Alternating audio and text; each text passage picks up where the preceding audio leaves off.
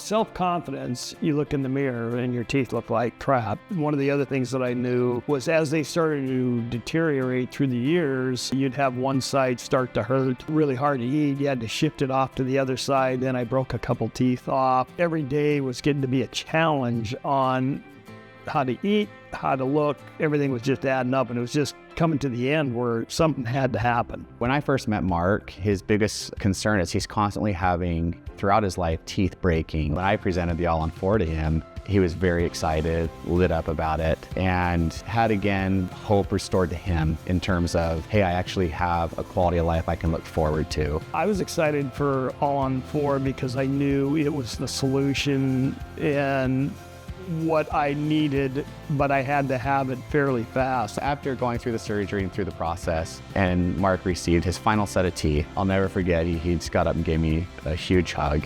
That to me is the ultimate reward. You can tell his confidence is back.